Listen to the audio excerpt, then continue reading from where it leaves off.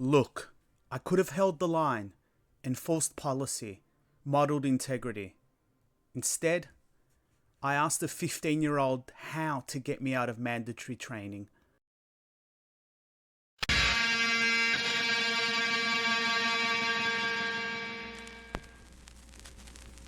I slide the medical certificate across the desk with 2 fingers.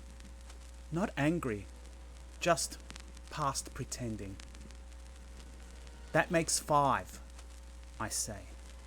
5 bookings, 5 sudden, unavoidable medical clashes.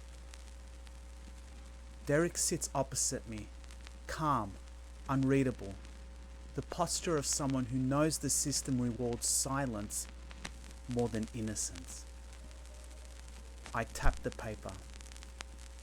Tell me something. Let me guess. I lower my voice. Conspiratorial. Dr. Lee, Box Hill, bulk bill, doesn't make eye contact, writes medical exemptions the way McDonald's prints receipts. Nothing on his face moves, but the air does. A tiny crack, a suppressed smirk, recognition. I nod slowly. Mate, Dr. Lee's been buying deadline extension mercy since MySpace. I think my lecturers used him. Silence. Shared now, not adversarial. So, I continue, sliding a printed email between us. Here is my reality. Mandatory first aid workshop.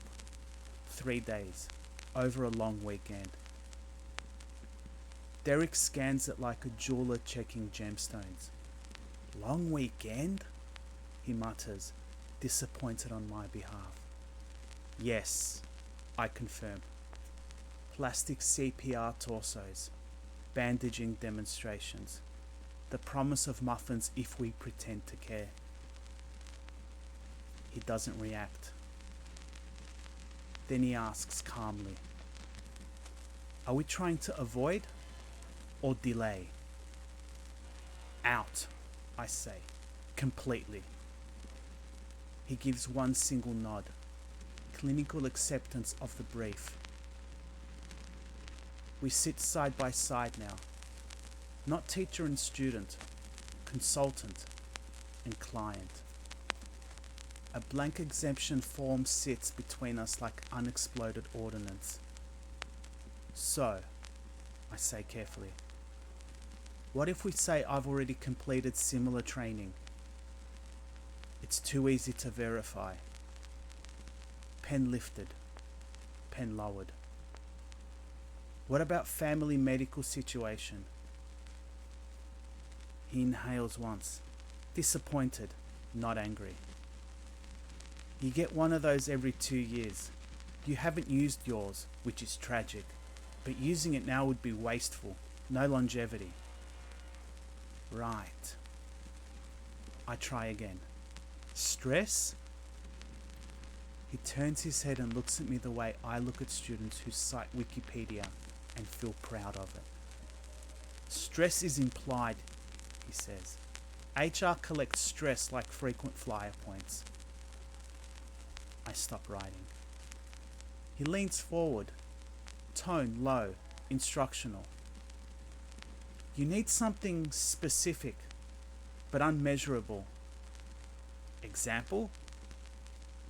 He gestures vaguely in the air. You remember what you taught us about letters to the editor?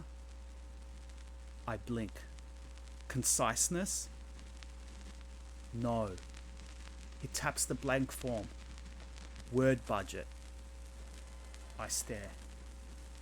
He continues, effortless.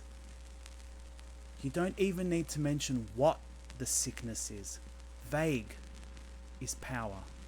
The more you say, the more you say. Words are your enemy, sir. Something inside me surrenders. Typing strain? Wrist pain? He lets out a soft, incredulous sigh. The way a surgeon might chuckle if you suggested fixing a broken femur with sticky tape. That's entry level, sir.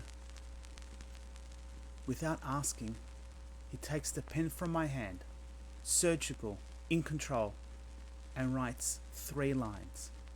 Slowly, precise.